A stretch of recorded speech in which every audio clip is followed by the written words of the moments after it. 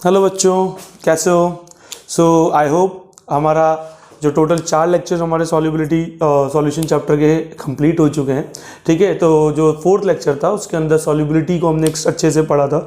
Solubility क्या होती है, सॉल्युबिलिटी के कौन कौन से फैक्टर्स हैं जो सॉल्युबिलिटी पे फ़र्क डालते हैं। फिर हमें ये पता चला कि हमें इस चैप्टर में सिर्फ लिक्विड सॉल्यूशंस ही पढ़ने हैं। लिक्विड सॉल्यूशन 3 तरीके के होंगे: solubility in solid in liquid, solubility of gas in liquid, solubility of liquid in liquid. तो solubility of solid in liquid, कौन कौन से फैक्टर्स सॉलिड की सॉल्युबिलिटी पे फ़र्क डालते हैं। कुछ इंपॉर्टेंट टर्म्स जैसे dissolution, crystallization, saturated solution, unsaturated solutions, और टेम्परेचर का क्या इफेक्ट होगा, प्रेशर का क्या इफेक्ट होगा, किस तरीके से नेचर ऑफ सॉल्यूट और सॉल्वेंट आपके एक रिस्पॉन्सिबल फैक्टर है किसी भी सॉलिड सॉल्यूट की लिक्विड सॉल्वेंट की सॉल्युबिलिटी के अंदर। तो ये तमाम चीज़ें हम कवर कर चुके हैं।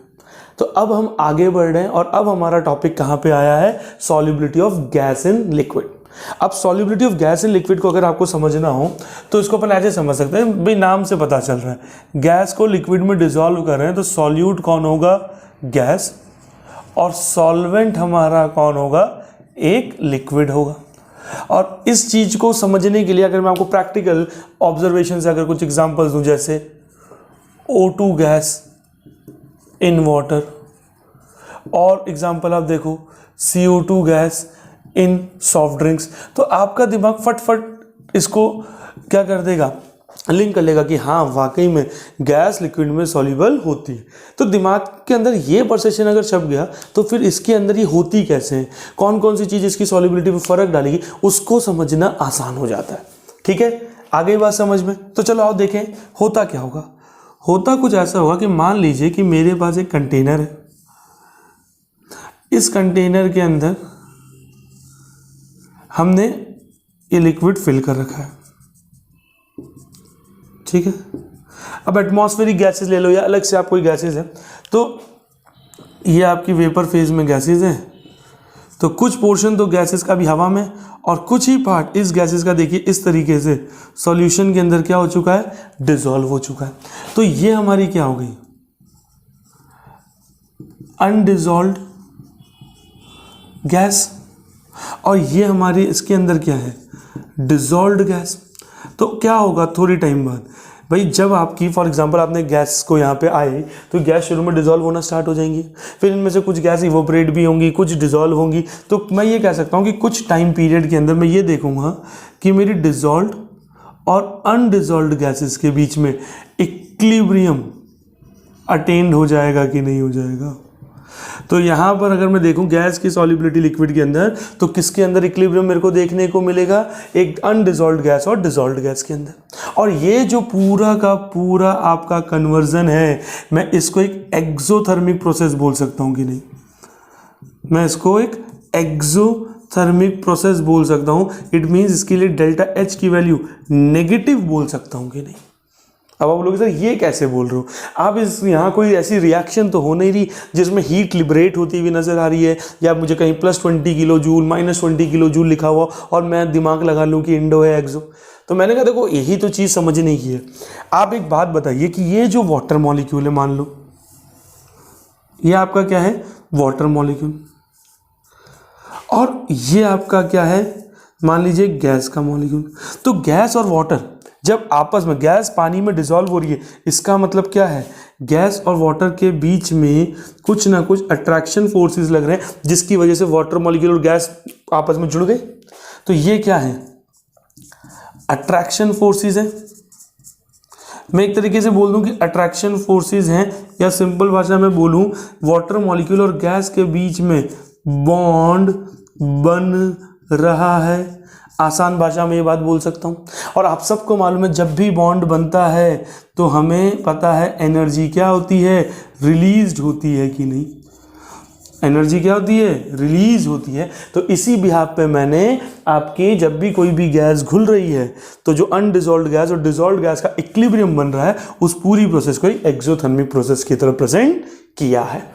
इतनी बात आ गई समझ में? तो अभी तो मैंने आपको ये समझाया कि गैस अगर किसी भी लिक्विड में डिसॉल्व हो रही है तो वहाँ फंक्शनिंग क्या होगी, और अगर यही जो गैस का घुलना है इसी को हम सॉल्युबिलिटी कह सकते हैं। तो मैं चाहूँ तो ऐसे भी कह सकता हूँ कि अमाउंट ऑफ गैस या maximum amount of gas that get dissolved in 1 liter of a solution, comma, known as solubility of gas, comma, known as solubility of gas. तो देखो बेटा, यहां से लेकर यहां तक हर एक पॉइंट, हर एक शब्द इसी चीज को समझाने में हेल्प कर रहा है कि गैस वाटर के अंदर डिसॉल्व होती है या अलग अलग सॉल्वेंट। बट हम वाटर में बार बार इसीलिए निकल जाता है, तो जब मैं वाटर बोलूँ तो उसको सॉल्वेंट ही मानना, क्योंकि यूनिवर्सल सॉल्वेंट है वाटर, और जितनी भी पढ़ाई हमारी होती है केमिस्ट्री में वाटर को सॉल्वेंट मान के की जाती है। तो मैं जब भी वाटर मेरे मुंह से निकला उसको सॉल्वेंट की तरह ही ट्रीट करें। और भी सॉल्वेंट आप ले सकते हैं, ऐसा कुछ फिक्स्ड नहीं है कि वाटर ही हमेशा होगा, बट यूनिवर्सली वाटर है तो उसी के एस्पेक्ट में हम सब चीज़ें समझते हैं। तो ये चीज़ आपको यहाँ तक समझ में आई। अब इसमें तो कोई दो राय नहीं है कि मेरी गैस लिक्विड्स में डिसॉल्व नहीं हो सकती। अब अगर डिसॉल्व हो रही है, ठीक है, तो अब मेरे को ये चीज़ ध्यान देनी है कि कौन सी गैस, ठीक है, जब कोई सी लिक्विड में डिसॉल्व होगी तो कौन कौन से फैक्टर्स हैं जो उसको पॉजिटिवली या नेगेटिवली इंपैक्ट करेंगे। तो इस चीज़ को समझने के लिए हमें क्या देखना है, factors affecting solubility of gas in liquid। हमें क्या देखना है, factors affecting solubility of gas in liquid। तो बेटा जो सबसे पहला फैक्टर है, सबसे पहला फैक्टर है वो है नेचर ऑफ गैस। देखो सॉलिड इन लिक्विड के अंदर भी हमने फैक्टर जब देखा था सबसे पहले nature of solute and solvent पे गए थे, उसी तरीके से यहां पर भी अगर मैं बात करूं नेचर ऑफ गैस की, तो देखो गैस का सिंपल सा क्या है कि फॉर एग्जांपल मान लो आपका ये वाटर मॉलिक्यूल है और ये गैसियस मॉलिक्यूल है। ये लोग जितनी फटाफट एक दूसरे के रिस्पेक्ट में, इन दोनों के बीच में जितनी फटाफट अट्रैक्टिव फोर्स बनेगी, मैं क्या बोलूंगा कि वाटर मॉलिक्यूल गैस के लिए जितनी फटाफट अट्रैक्टिव फोर्स बनेगी उतनी ज़्यादा, मतलब मैं क्या बोलूंगा, सॉल्युबिलिटी उतनी ज़्यादा देखने को मिलेगी कि नहीं। तो मैं यहाँ क्या बोल सकता हूँ कि नेचर ऑफ गैस के अंदर कि attractive force is basically directly proportional to solubility of gas. अब ये कैसे पता चलेगा कि कब कौन सी या किस गैस को जब मैं वाटर में डिसॉल्व करूंगा तो किसका मेरा सॉल्युबिलिटी ज़्यादा होगा और किसका कम होगा, तो ये कैसे देखें। तो देखो गैस की नज़र से अगर मैं बात करूं तो देखो बेटा गैसेस फॉर एग्जांपल मैंने बोला जैसे SO2 गैस, ठीक है, मैंने बोला SO2 गैस और मैंने बोला NH3 गैस, ठीक है। तो इन गैस में क्या खास बात, देखो ये जितने भी कंपाउंड्स या मॉलिक्यूल्स हैं, आप इनके पास ये मान लो एक भी लोन पेयर है अगर है आपके मॉलिक्यूल के पास तो हमेशा वो पोलर होता है कि नहीं होता। और वहीं अगर मैं बात करता हूँ किसकी, H2 की, N2 की, ठीक है, CO2 की, यहाँ पे देखो ये क्या है, H2 एक होमोन्यूक्लियर मॉलिक्यूल है, N2 भी वैसे का वैसा ही है, CO2, तो ये सब लोग क्या हैं, नॉन पोलर है। ये सब के सब कैसे हैं, नॉन पोलर है। वहीं अगर मैं ये लोग डिसॉल्व किस में होने में जा रहे हैं, सब डिसॉल्व होने जा रहे हैं वाटर के अंदर। तो वाटर का देखो लास्ट लेक्चर में ही बताया था, वाटर के स्ट्रक्चर को अगर देखूं और ऑक्सीजन और हाइड्रोजन के बीच में क्योंकि इलेक्ट्रोनेगेटिव डिफरेंस होता है जिसकी वजह से oxygen partial negative, water partial positive हो जाता है, तो वाटर भी मेरा क्या है, एक पोलर मॉलिक्यूल बोलूँ या फिर पोलर सॉल्वेंट। और हमने लाइक डिसॉल्व लाइक की कहानी तो पढ़ी रखी है, लाइक डिसॉल्व लाइक की कहानी पढ़ी रखी है। तो मैं क्या बोलूँगा कि भैया जो भी मेरा अट्रैक्शन मतलब पोलर मॉलिक्यूल है, पोलर सॉल्यूट एक पोलर सॉल्वेंट के साथ जब घुलने जाएगा तो जो अट्रैक्शन फोर्सेस बनेगी वो बड़ी तेजी से बनेगी कि नहीं। मतलब अगर मेरे गैस भी पोलर है और मेरा वाटर मॉलिक्यूल जो सॉल्वेंट है वो भी पोलर है तो इससे तेज तो अट्रैक्टिव फोर्सेस किसी और केस में डेवलप हो ही नहीं सकती। तो पोलर गैसेस मेरी सबसे फास्टली सॉल्युबल होने वाली गैसेस बन जाएंगी कि नहीं बन जाएगी। आया समझ में। तो अगर मैं ऑर्डर ऑफ, मैं थोड़ा सा इसको रब कर देता हूं आप लोगों के लिए जिससे आपको लिखने में आसानी हो। तो अगर मैं ऑर्डर ऑफ अट्रैक्शन फोर्सेस लिखता हूं, क्या लिखूं? पूरा रब नहीं किया, ध्यान रखना है पहले का लिखा हुआ है, ऑर्डर ऑफ अट्रैक्शन फोर्सेस। अगर मैं आपके लिए यहां पे लिखता हूं तो ऑर्डर ऑफ अट्रैक्शन फोर्सेस कैसे होगा बेटा? आओ देखो, तो ऑर्डर ऑफ अट्रैक्शन फोर्सेस ये होगा कि पोलर के अंदर सबसे ज्यादा होगा, फिर उसके से कम नॉन पोलर और पोलर में देखने को मिलेगा, और सबसे कम मेरा सॉल्यूट भी नॉन पोलर हो और सॉल्वेंट भी नॉन पोलर हो तो उनके अंदर देखने को मिलेगा। ये मेरा क्या हो गया? ऑर्डर ऑफ अट्रैक्टिव फोर्सेस हो गया, जिसके बिहाफ पे मैं सॉल्युबिलिटी को क्या कर सकता हूं बेटा? Cross check. क्या कर सकता हूं? क्रॉस चेक कर सकता हूं। Is that clear? चलो बहुत बढ़िया। तो एक क्वेश्चन देखते हैं, ठीक है? क्वेश्चन मैं आपको देखता हूं, उसको रब भी कर लेते हैं, ठीक? तो जैसे आपसे आज पूछता हूं, मेरे को बताना कि which of the following gas is more soluble in water. एक क्वेश्चन है, क्वेश्चन क्या है? Which gas is more soluble in water, H2 और NH3? ये बताना है आपको।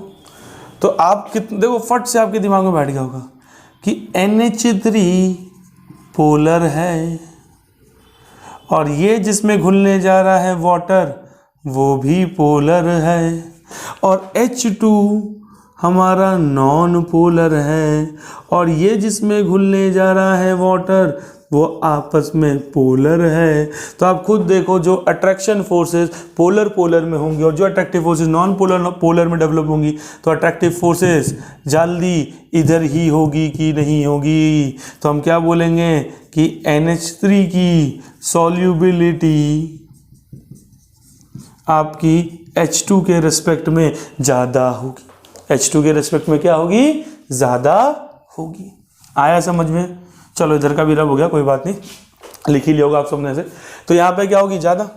और एक ज्ञान की बात यहाँ लिख लो कि देखो, अगर मान लो कि आपकी दोनों गैसेस नॉन पोलर हो, जैसे मान लो मैंने बोला C2H6 और C3H8, ये दोनों की दोनों, एक है इथेन एक है प्रोपेन। तो भैया ये इसको भी मैं क्या कर रहा हूं? मैंने बोला डिसॉल्व किया वाटर, कमी होगी, नॉन पोलर के अंदर डिसॉल्व कमी होती है। मैंने बोला फिर भी कर रहा हूं, जो भी थोड़ी बहुत हो रही है उसमें भी कंपैरिजन करें। और इसको भी मैं वाटर में अगर कर रहा हूं, इसको भी मैं अगर वाटर में कर रहा हूं, तो अब किसकी ज़्यादा होगी? तो इस केस में ध्यान रखना, if both gases are non polar then solubility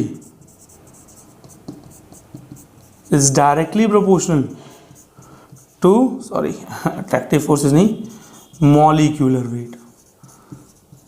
तो अट्रैक्टिव फोर्सेस डायरेक्टली किसकी होंगी? Molecular weight. वो इस वजह से कि जितना ज़्यादा मॉलिक्यूलर वेट होगा तो डिस्पर्जन फोर्सेस का जो मैग्नीट्यूड होता है वो उतना ही ज़्यादा होता है, वेंडल फोर्सेस का मैग्नीट्यूड उतना ही ज़्यादा होता है, इसलिए सॉल्युबिलिटी मॉलिक्यूलर वेट के डायरेक्टली। तो आप देख लो किसका ज़्यादा है? कार्बन का 2 कार्बन का 24 और 6 हाइड्रोजन का 30। और C3H8 में साफ साफ पता चल रहा है कि 3 कार्बन का 36 और 8 44 ग्राम और ये 30 ग्राम। तो जिस सॉल्युबिलिटी किसकी ज़्यादा होगी? C3H8 की ज़्यादा होगी C2H6 के रेस्पेक्ट में। तो ये आपका बेटा क्या हो गया? पहला फैक्टर नेचर ऑफ गैस। उसके बिहाफ पे हमने देखो आपको हाथों हाथ 2 क्वेश्चंस भी बता दिए, मतलब जनरल, जिससे इसको एब्जॉर्ब करने में आपको थोड़ी सी सहूलियत रहे, इजी टू कनेक्ट हो जाए। हाँ भाई, जो टॉपिक पढ़ा उसका फटाफट से एक एग्जाम्पल देख लिया, जिससे चीज़ें दिमाग में फटाफट से बैठ जाए। ओके, चलो बहुत बढ़िया। तो अब नेक्स्ट फैक्टर की तरफ मूव करते हैं, ठीक है? चलो बहुत अच्छे। तो नेक्स्ट फैक्टर अपना है टेम्परेचर इफेक्ट। सब लोग सोच रहे होंगे सर हेनरी लॉ कब आएगा? तो हेनरी लॉ भैया स्पेशल लॉ है, इंपॉर्टेंट है, तो उसको ऐसे थोड़ी ना देंगे, उसको आराम से उसकी एक अहमियत बनाएंगे लेक्चर के अंदर, बच्चे में क्यूरोसिटी, अरे हेनरी लॉ नहीं पढ़ा, ये सब सर पहले क्या, तो उसके एक पूरा बेस बिल्डिंग हो, फिर हेनरी लॉ लेके अपन स्टार्ट करेंगे। तो चलो, इफेक्ट ऑफ टेम्परेचर की अगर मैं बात कर लेता हूँ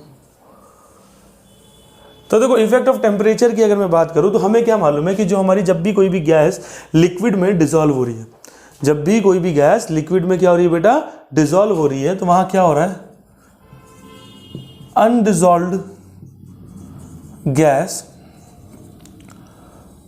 और डिसॉल्व्ड गैस के बीच में इक्विलिब्रियम है, ठीक है। और हमें क्या मालूम है, ये जो प्रोसेस है ये एक्सोथर्मिक है, इसका मतलब प्रोडक्ट में हीट ऐड होगी, बैलेंस करेंगे तो भाई कभी भी एक्सोथर्मिक रिएक्शन है उसको रिप्रेजेंट करना है, तो how you represent it, you represent it like this. अब इसमें थोड़ा सा ली चैटलियर प्रिंसिपल घुसा देते हैं। भैया 11वीं का ज्ञान देखो कहीं पीछा नहीं छोड़ता, इसलिए बोला जाता है 11वीं बहुत इंपॉर्टेंट होती है, बहुत ज़्यादा, ठीक है। उसको बिल्कुल भी बचकानी हरकतों के साथ बेकार नहीं करनी चाहिए। तो हमें क्या मालूम है कि रिएक्शन जिस साइड से एंडोथर्मिक होती है, तो according to Le Chatelier principle, according to Le Chatelier principle, reaction जिस साइड से एंडोथर्मिक होती है इक्विलिब्रियम वहीं से अचीव, या इक्विलिब्रियम उसी साइड से अचीव होता है। इसका मतलब मैं क्या बोलूं, एंडोथर्मिक किस साइड है, प्रोडक्ट, तो अगर प्रोडक्ट की साइड एंडोथर्मिक है तो प्रोडक्ट की साइड से ही अगर इक्विलिब्रियम अचीव होगा तो प्रोडक्ट से आप किधर जाओगे, एक ही रास्ता बचा पीछे आने का, बैकवर्ड जाने का। तो इसका मतलब मैं क्या बोल रहा हूं कि as temperature increases solubility of gas decreases। तो temperature is basically inversely proportional to solubility of gas. और इस चीज को बड़ी आसान तरीके से अगर आपको याद रखना तो एक थॉट हमेशा रखो दिमाग में। मैं अगर आपसे बोलूं बेटा गर्म पानी जो होता है, गर्म पानी का स्वाद कोई होता है क्या, गर्म पानी में कोई स्वाद, तो आप क्या बोलो, गर्म पानी का स्वाद सर बेस्वाद। अब नॉर्मल पानी में तो होता है स्वाद, तो गर्म पानी में स्वाद क्यों नहीं हो रहा, क्योंकि जैसे ही नॉर्मल पानी को आपने गर्म किया तो पानी के अंदर जो टेस्ट देने वाले मिनरल्स हैं, ऑक्सीजन गैस है, वो सब फुर्र हो लेती है, वो सब फुर्र हो लेती है। तो इसीलिए जैसे ही मैंने वाटर का टेम्परेचर बढ़ाया उसके अंदर की सारी गैसेस उड़ गई। तो इट इज saying कि temperature is inversely proportional to solubility, temperature is inversely proportional to solubility of gas। I hope temperature का इफेक्ट देखो टेक्निकल और एक फटाफट से कैसे आप याद रख सकते हो एग्जाम्पल के फॉर्म में, कैसे आप एक इमेजिनेशन बना सकते हो, उस फॉर्म में भी आपके सामने रख दिया। कोई दिक्कत, चलो बहुत अच्छे। अब जिस चीज का सबको बेसब्री से इंतजार है, ठीक है, हेनरी लॉ, उसके साथ हम अब आ रहे हैं। तो प्लीज़ अपने सेंसेस, अपने पेन वैन रिफिल पानी यानी जो पीना है, जब तक मैं रब कर रहा हूँ सब पी लो, क्योंकि अब सारा ध्यान पूरा आपकी स्क्रीन पे होना चाहिए। जो मैं बोल रहा हूँ उसको अच्छे से सुनना है, समझना है। तो जो तीसरा है हमारा, जिसको हम प्रेशर इफेक्ट कहते हैं, और इसी प्रेशर इफेक्ट को अच्छे से समझाया है हेनरीज ने, और उनकी इस बात को हम हेनरीज लॉ बोलते हैं। बड़ा आसान। अब ना इसको समझना कोई बड़ी बात नहीं है। इसको आप ऐसे समझो कि आप मार्केट से जा रहे हो, आपने दुकान पे एक कोल्ड ड्रिंक की बोतल रखी हुई देखी, एक कोल्ड ड्रिंक की बोतल रखी हुई देखी। तो कोल्ड ड्रिंक की बोतल जब आपकी दुकान के अंदर फ्रिज में है तो देखो इस तरीके से, और उसका जो लिड है वो क्या है, क्लोज्ड, वो क्या है, क्लोज्ड। तो आप देखते हो कि ना तो इसके अंदर कोई बबल्स नहीं है, कोई साउंड नहीं आ रही। इसका मतलब जो CO2 गैस है वो अच्छे से सॉल्यूबल है कि नहीं है, वो क्या है, अच्छे से सॉल्यूबल। अब तुमने कहा कि भैया प्यास लग रही, गला ठंडा किया जाए, तुमने कोल्ड ड्रिंक खरीद ली, बोतल जैसे ही खरीदी तुमने उसको पीने से पहले फटाफट से ढक्कन खोला, तो जैसे ही तुमने लिड ओपन किया तो तुम्हें फट से बबल्स आने दिखने स्टार्ट हो जाएंगे। सब कहते हैं और प्स करके साउंड आएगा, तो मैं क्या बोलूँगा, जैसे मैंने लिड ओपन किया, मैंने पी नहीं, अभी तो मुंह को भी नहीं लगाई, बबल्स फॉर्म हो गए, और इतने में तुम्हारा कोई दोस्त आ गया, ले भाई मुझे ही पिला दे, तो तुम फटफट ढक्कन बंद कर दोगे कि भैया अगर इसके बात करने के चक्कर में ना मैं पी पाए ना ये पी पाए, गैस तो सारी उड़ जाएगी, क्योंकि ढक्कन जितनी देर रहेगा गैस निकलती जाएगी। तो जो फिज साउंड आ रहा है वो गैस का निकलना ही तो बता रहा है। तो जैसे ही ढक्कन ओपन हुआ तो जो CO2 गैस अच्छी खासी घुली हुई थी वो इनसॉल्यूबल होती जा रही है कि नहीं। तो मेरा दिमाग चक रहा, मैंने कहा भैया ना मैंने पी, ना मैंने मुंह को लगाया, ना मैंने बाहर से कुछ डाला, ऐसा क्या कर दिया जो गैस इतनी अच्छी तरीके से बैठी हुई थी, घुल मिल के मस्त थी कोल्ड ड्रिंक में, वो उड़ गई, उड़ रही जा रही है। तो मैंने कहा एक ही मैंने कारनामा किया है कि मैंने जब ढक्कन बंद था उसको खोल दिया। तो मैंने कहा कहीं इसका राज यहीं तो नहीं छुपा। तो बिल्कुल जब तक आपका ढक्कन बंद है तो आपके गैस पे कुछ ना कुछ प्रेशर मेंटेन्ड है, पर जैसे ही आपने ढक्कन को खोल दिया इसका मतलब आपने वो प्रेशर रिलीज कर दिया, आपने वो प्रेशर रिलीज कर दिया और गैस उड़ गई। तो इस चीज को अगर मैं मिलाऊं जिलाऊं तो हेनरी ने इसी तरीके से अपनी बात बोली कि भैया, तो अकॉर्डिंग टू हेनरी लॉ, तो हेनरी का मुद्दा देखो आसान भाषा में समझा है, तो अकॉर्डिंग टू हेनरी लॉ ये निकल के आया कि partial pressure exerted on gas is directly proportional to solubility of gas, is directly proportional to solubility of gas. इसका मतलब गैस पे जो प्रेशर लग रहा है वो डायरेक्टली प्रोपोर्शनल होती है उसकी सॉल्युबिलिटी से। अब ये कैसे पता चलेगा भैया कि प्रेशर बढ़ाने से गैस घुल रही है, क्योंकि गैस तो दिखती नहीं है। सोचो कैसे बताओगे। तो भाई साहब अगर गैस ज़्यादा घुलेगी तो गैस के मोल्स भी बढ़ेंगे, कम होगी तो गैस के मोल्स कम होंगे, और मोल्स के रेशियो पे अगर हम कंपैरिजन करते हैं तो जो कॉन्सेंट्रेशन टर्म हमें हेल्प करेगी मोल फ्रैक्शन।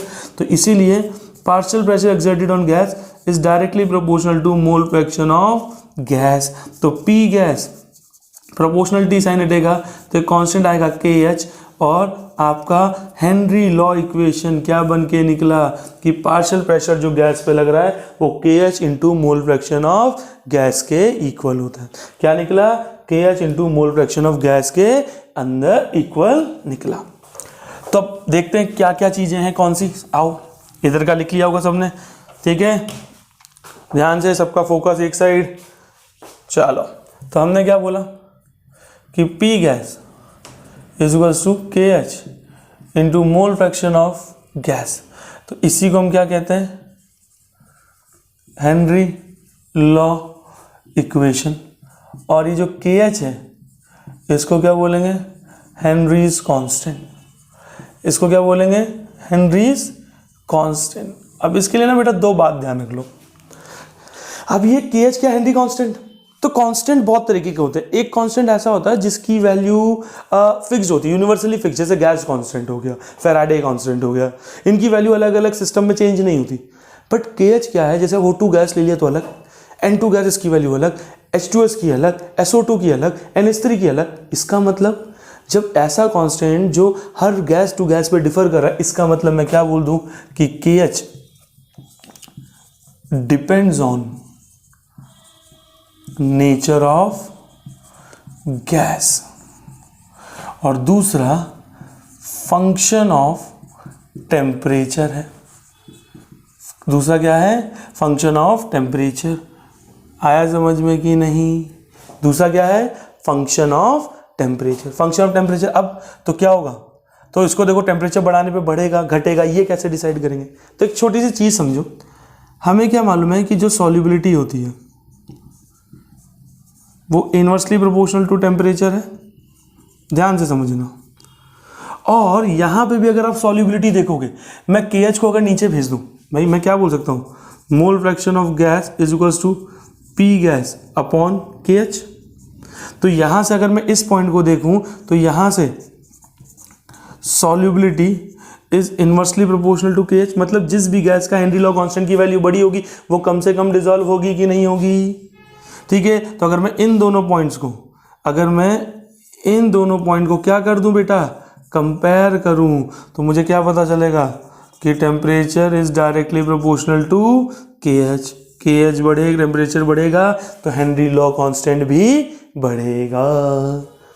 आया समझ में? बोलो। तो जैसे मान लो कि मैं आपको बोलता हूं, एक क्वेश्चन है, एक गैस ए है जिसकी के एच की वैल्यू 9.2 किलो बार है, और एक गैस बी है जिसकी के एच की वैल्यू 7.4 किलो बार है।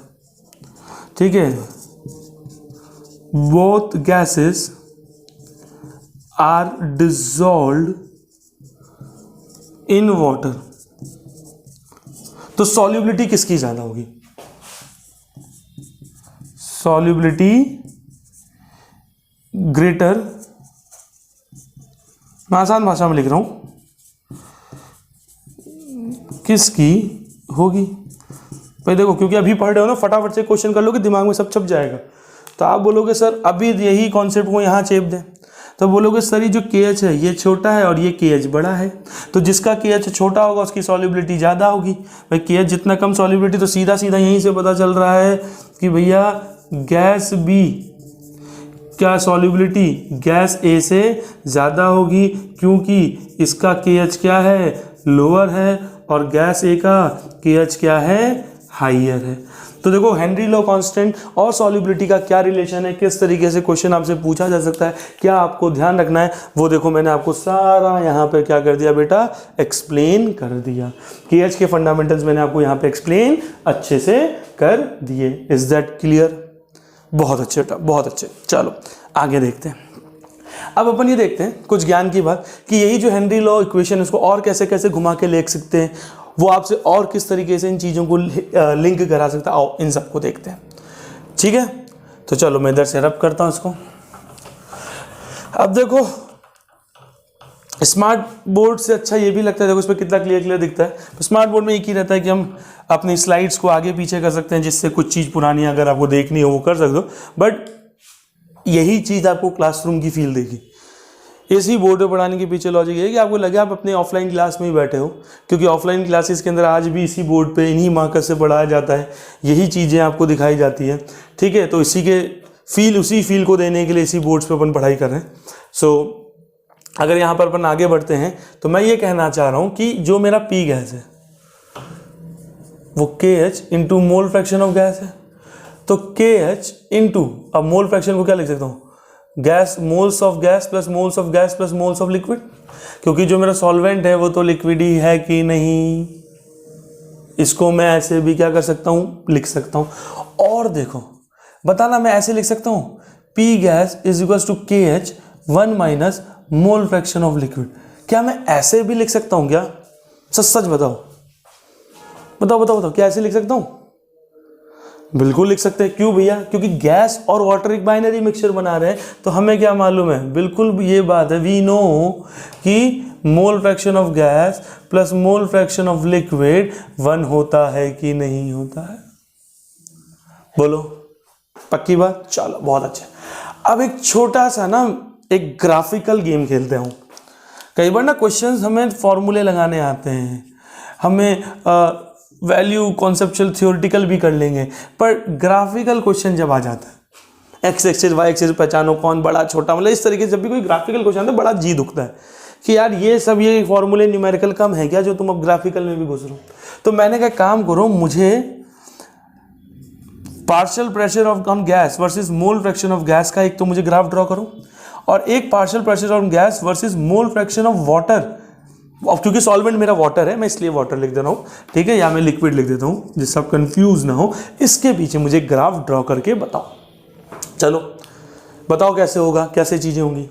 तो आप बोलोगे सर इस पार्ट के लिए कि सर जो पी गैस है ये K H into mole fraction of gas है, तो ये जो है ये y is equals to M X, straight line की इक्वेशन जो ओरिजिन से स्टार्ट होती है सर इससे मेल खा रहा है। तो हम क्या करते हैं, बिल्कुल मैंने कहा बिल्कुल सही सोच रहे हो बच्चे, जो भी ये सोच रहे हैं बिल्कुल सही सोच रहे हैं, जो भी बच्चे इसको सोच रहे होंगे तो बिल्कुल सही सोच रहे हैं, उनका कॉन्सेप्ट अच्छा लग रहा है, वो अपने अंदर इम्प्रूवमेंट नोटिस करो, खुद की पीठ तब दबाओ कि हाँ हम में इम्प्रूवमेंट है, अगर हम ऐसी चीज़ें लिंक कर पा रहे हैं जो किसी और चीज़ के बिहाफ पे चलती है और उसको यहाँ पे मर्ज करके दोनों को मिक्स करके हम इस तरीके से सोच पा रहे हो तो बिल्कुल अपनी पीठ थपथपाओ। तो यहाँ पे स्लोप की वैल्यू क्या होगी, KH होगी, और ये ओरिजिन से बेटा 1 मिनट पास हो रहा है, ठीक है। और इधर देखो, अब इसमें है मुद्दा मज़ेदार, तो जो ये बता देगा वो है। तो मैंने एक बात बताओ, जब भी आप क्या है, आप एक इक्वेशन से पकड़ के तो स्ट्रेट लाइन की इक्वेशन से कंपेयर कर रहे हो, तो अगर इसकी भी कोई इक्वेशन होगी उसको पकड़ो, उसमें स्ट्रेट लाइन की इक्वेशन को कंपेयर करके देखो। तो मैंने कहा इसकी इक्वेशन, तो हमने कहा देखो ऊपर KH 1 minus mole fraction of liquid, open करो तो P gas is equals to KH minus mole fraction of liquid into KH। तो मैं इसको अरेंज करूं तो P gas is equals to negative of KH into mole fraction of liquid plus KH। तो अगर आप इसको देखोगे तो मैं इस चीज़ को y is equals to mx plus c से कंपेयर कर सकता हूँ, और अगर इससे कंपेयर कर सकता हूँ तो स्ट्रेट लाइन की इक्वेशन और जो ग्राफ y एक्सिस से स्टार्ट होगा, बट क्योंकि मेरा यहाँ पे देखो स्लोप नेगेटिव है, स्लोप m से कंपेयर करोगे माइनस KH, स्लोप नेगेटिव है तो ग्राफ नीचे की तरफ आएगा, ग्राफ नीचे की तरफ आएगा। तो यहाँ पे अगर मैं ग्राफ ड्रॉ करूँगा तो P गैस और मोल फ्रैक्शन ऑफ लिक्विड या वाटर इस तरीके से नीचे की तरफ आएगा, स्लोप की वैल्यू माइनस KH होगी और ये भी KH ही होगा। तो इस तरीके से देखो मैं दोनों ग्राफ ड्रॉ कर सकता हूँ। इंपॉर्टेंट है बेटा, आपको देखो कितनी सारी चीज़ें यहाँ पे सीखने को मिल रही हैं। ग्राफ ड्रॉ करना मैंने आपको सिखा दिया, यही हेनरी लो इक्वेशन का फॉर्मूला कितने कितने आपको तरीके से देखने को मिलेगा ये मैंने आपको यहाँ पे अच्छे से समझा दिया, ठीक है। हेनरी किस चीज़ पे KH डिपेंड करता है, किस पे नहीं करता, वो भी मैंने आपको यहाँ पर अच्छे से समझा दिया। कोई डाउट? चलो इसको अच्छे से देख लो, एक बार अच्छे से देख लो, ठीक है। बोर्ड से मैं हट चुका हूँ, एक बार पूरा अच्छे से देख लो, जो चीज़ें नहीं समझ में आ रही हैं, ठीक है, तो उसको आप कमेंट में मेरे को बिल्कुल बता सकते हो, तो अपन सारी चीज़ों को देखेंगे। चलो देख लिया, चलो तो अब एक क्वेश्चन देख लेते हैं। तो मेरे को ये बताना है कि calculate moles of N2 gas dissolve in 1 liter of water assuming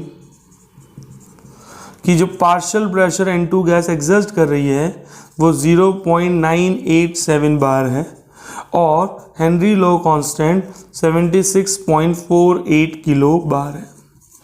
मुझे मोल्स कितने डिसॉल्व हो रहे हैं ये बता देना है। मैंने कहा आओ चलो लग जाते हैं सब लोग काम पे साथ में। तो मैंने कहा देखो मुझे KH दे रखा हेनरी लो कांस्टेंट, कितना पार्शियल प्रेशर लग रहा है, तो मैंने कहा इससे तो मुझे एक ही फॉर्मूले की फील आ रही है कि पार्शियल प्रेशर जो N2 पे लग रहा है वो मेरा हेनरी लो कांस्टेंट इनटू मोल फ्रैक्शन के N2 के इक्वल होगा। अब मुझे निकालने हैं मोल्स।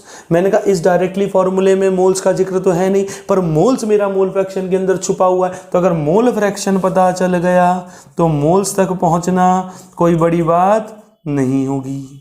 तो मैंने कहा 0.987 76.4 किलो बार, ऊपर बार, किलो बार को बार में करेंगे इनटू 1000, इसको सॉल्व करेंगे तो 1.2910 की पावर -5 आएगा।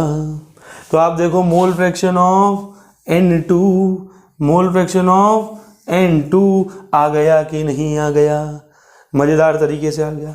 अब मोल फ्रैक्शन ऑफ N2 ऊपर कर रहा हूँ बेटा, मोल फ्रैक्शन ऑफ N2 से मोल से पहुँचे तो देखो moles of N2 upon moles of N2 plus moles of water.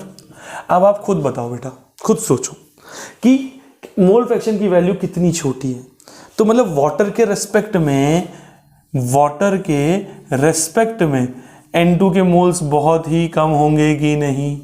तो अगर मैं N2 के मोल्स को वाटर के मोल्स में ऐड भी करूँगा तब भी ये वाटर के मोल्स के ही बराबर नज़र आएंगे। तो हमसे किसी ने कहा चलो ठीक है, इतना समझ में आया, पर वाटर के मोल्स तो बताओ। तो मैंने कहा कि देखो, वाटर का वॉल्यूम 1 लीटर और वाटर की डेंसिटी 1 ग्राम पर ml। तो इस तरीके से मैं क्या बोल सकता हूँ कि वाटर की डेंसिटी मास बाय वॉल्यूम, तो यहाँ से मास और वॉल्यूम बराबर हो गए। तो भैया 1 लीटर में 1000 ml होता है, तो 1000 ग्राम मास आ गया कि नहीं आ गया। ग्राम मास आ गया तो मोल्स ऑफ वाटर क्या होगा, given mass upon molar mass. तो 1000 डिवाइडेड बाय 18, 55.5 मोल आ गए। तो मैंने कहा ज़्यादा दिक्कत कोई लोड लेनी ही नहीं। मैं ये ग्राफ बेटा हटा रहा हूँ, ठीक है, जिससे सॉल्व कर सकूँ, यहाँ लिख सकूँ तुम लोगों के लिए। ज़्यादा लोड लेनी, ब्लू में लिख रहा हूँ जिससे पता रहे डिफरेंस। तो देखो यहाँ पे, तो मुझे क्या हो गया, मोल fraction of N2, moles of N2 upon moles of H2O बचा था। इस कॉन्सेप्ट के हिसाब से क्रॉस मल्टीप्लाई किया तो मोल्स ऑफ N2 कितना आ गया, 1.29 10 की पावर -5 इंटू 55.5 आ गया कि नहीं आ गया। तो what it has became, moles of N2 कितना आ जाएगा, मोल्स ऑफ N2 अगर इसको मैं मल्टीप्लाई कर लेता हूँ, let me use my liberty, calculator upon use कर लेते हैं, ठीक है। आओ कैलकुलेटर करके देखें। तो 1.29 इंटू 55.5, 7.5 नहीं 7.6, 71.6 ले लेता हूँ। 71.6 इंटू 10 की पावर -5 मोल। तो मोल्स निकालने थे, ये मेरे पास आंसर आ गया। मेरे पास आंसर बेटा आ गया। कोई मुझसे मास पूछ लेता तो मैं यहाँ क्या ले लेता, given mass upon molar mass, molar mass multiply करते तो अमाउंट आ जाता, मास कैलकुलेट हो जाता। तो देखो यहाँ पे मैंने आपको हेनरी लॉ पूरा क्या होता है, solubility of gas in liquid को पूरा अच्छे से कवर कर लिया। कितने तरीके से उसका फॉर्मूला रोटेट हो सकता है, ये ग्राफ मैं क्वेश्चन की फॉर्म में आपसे करा था, बट मैंने इसको एज अ क्वेश्चन ही आपसे ही बनवाया है, बताया है कैसे अप्रोच लगानी होती है। कभी भी ग्राफ को समझने में, उसको बनाने में खुद से आप अपना दिमाग चला सको। फिर उसके ऊपर न्यूमेरिकल ले लिए 2, KH का सॉल्युबिलिटी के साथ एक न्यूमेरिकल ले लिया अपन ने, एक ये प्योर न्यूमेरिकल जिसमें हम मैथमेटिकल अप्रोच के साथ आंसर तक पहुंचे। तो ज़्यादा लंबा नहीं करते लेक्चर, नहीं तो चीज़ें वो हो जाएंगी, एक साथ पढ़ने में आप भूला जाओगे, फोकस नहीं रहता। तो आज का लेक्चर यही एंड करता हूँ। नेक्स्ट लेक्चर में हेनरी लॉ के न्यूमेरिकल्स और फिर चैप्टर के अंदर जो राउल्ट्स लॉ की तरफ अपन बढ़ते हुए नजर आएंगे, ठीक है। तो आई होप आज का कंप्लीट लेक्चर आपको अच्छा लगा होगा, अच्छे से समझ में आया होगा। और प्लीज़ सब कुछ अगर अच्छा लगे तो डू सब्सक्राइब, ठीक है। और बिल्कुल अपने दोस्तों को बिल्कुल बताओ कि एक ऐसा चैनल है जहाँ हम जो भी क्लास 12 की फिजिकल केमिस्ट्री एकदम सिंपलेस्ट वे से हाईएस्ट लेवल तक पढ़ रहे हैं। तो प्लीज़ इसको सब्सक्राइब करो, दोस्तों में शेयर करो, ठीक है, जिससे अपनी जर्नी इसी तरीके से स्मूथली एक इफेक्टिव मैनर में चलती रहे। ओके बच्चों, तो एंजॉय तुम खुद से करते रहोगे, तब तक के लिए बाय बाय।